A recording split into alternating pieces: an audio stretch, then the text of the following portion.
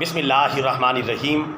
قرآن و سنت کی روشنی میں عقیدہ توحید پر اور رد شرک پر اتنے پختہ ہو جاؤ کہ لوگ تمہیں اہل حدیث سمجھنے لگیں، اور اسی طرح قرآن و سنت کی روشنی میں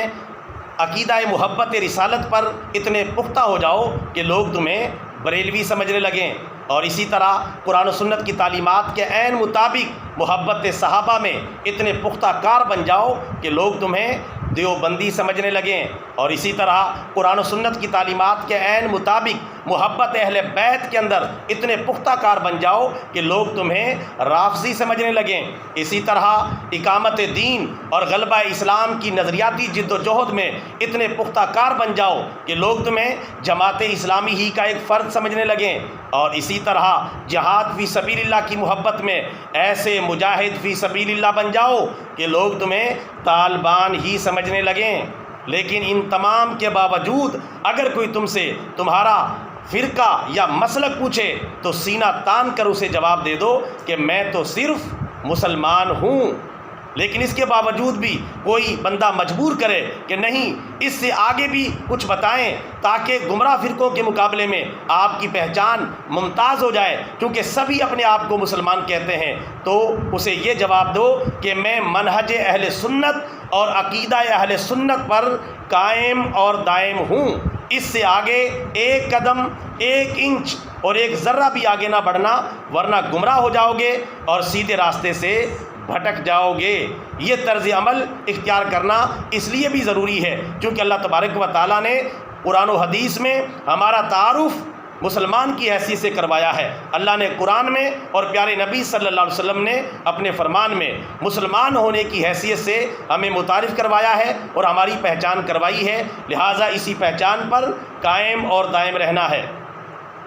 جیسا کہ اللہ تعالیٰ پارہ نمبر 17 سورۃ الحج کی آیت نمبر 78 میں ارشاد فرماتا ہے، ہوا سماکم المسلمین من قبل وفی ھذا، اللہ تعالیٰ نے تمہارا نام مسلمان رکھا ہے اس سے پہلی کتابوں میں بھی اور اس قرآن پاک میں بھی۔ یہ اللہ تعالیٰ کا رکھا ہوا نام ہے مسلمان، ہمیں اسی کو پسند کرنا ہے، اسی کو اپنی پہچان بنانا ہے اور اسی کو اپنا تعارف بنانا ہے، کیونکہ جس طرح ہمارے والدین ہمارا نام رکھ لیتے ہیں تو ہم اسی کو اپنی پہچان بنا لیتے ہیں، اگر کوئی ہمیں کسی اور نام سے پکارے تو ہمیں برا لگتا ہے۔ اسی طرح اللہ تعالیٰ نے ہمارا نام مسلمان رکھا ہے، اگر ہم کوئی اور نام اس طرح اپنے ساتھ لازم و ملزوم بنا لیں گے کہ اسے علیحدہ کرنا کسی بھی صورت میں پسند نہیں کریں گے، اور اسلام کے علاوہ اور مسلمان ہونے کے علاوہ کوئی اور ایسی پختہ اپنی نشانی اور علامت بنا لیں گے اور کسی اور نام کو اپنی پہچان بنا لیں گے، تو یقیناً اللہ تعالیٰ کو بھی یہ برا لگے گا کہ میرے بندوں کو میرا رکھا ہوا نام ہی پسند نہیں آ رہا، اور اس کے لیے قیامت کے دن جواب دہ بھی ہونا پڑے گا۔ اسی طرح اللہ تبارک و تعالیٰ پارہ نمبر 24 سورہ حامیم سجدہ کی آیت نمبر 33 میں ارشاد فرماتا ہے، اللہ تعالیٰ ارشاد فرماتا ہے، وَمَنْ أَحْسَنُ قَوْلًا مِّمَّنْ دَعَا إِلَى اللَّهِ وَعَمِلَ صَالِحًا وَقَالَ إِنَّنِي مِنَ الْمُسْلِمِينَ، اور اس آدمی سے زیادہ اچھی اور سچی بات کس کی ہو سکتی ہے کہ جو اللہ تعالیٰ کی طرف لوگوں کو بلائے اور نیک عمل کرے اور وہ کہہ دے اننی من المسلمین، کہ بے شک میں تو مسلمان ہوں۔ یعنی اگر کوئی اس سے پوچھتا ہے کہ تو کون ہے تو اپنا تعارف کروا دے کہ بے شک میں تو مسلمان ہوں۔ تو اللہ تعالیٰ ہمارے مسلمان ہونے کی پہچان کو پسند کرتا ہے، اس لیے اپنی پہچان صرف اور صرف اسلام کو بنائے، بس اسلام کو اپنی تعارف اور پہچان کا ذریعہ بنائیں، اور اگر کوئی پوچھے تو اس سے کہہ دیں کہ میں مسلمان ہوں۔ لیکن اگر کوئی بندہ مجبور کرے کہ گمراہ فرقوں کے مقابلے میں تم کس مسلک پر قائم ہو، کس عقیدے پر قائم ہو، تو گمراہ فرقوں کے مقابلے میں اپنی پہچان بتا دیں کہ میں صرف اور صرف اہل سنت و جماعت کے منہج اور عقیدے پر قائم اور دائم ہوں۔ اس سے آگے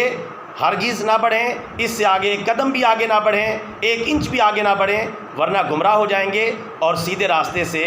بھٹک جائیں گے، کیونکہ اللہ کے بندوں کا مسلک پوچھنا بے سود ہے، قرآن و سنت ہی بس ان کی منزل مقصود ہے۔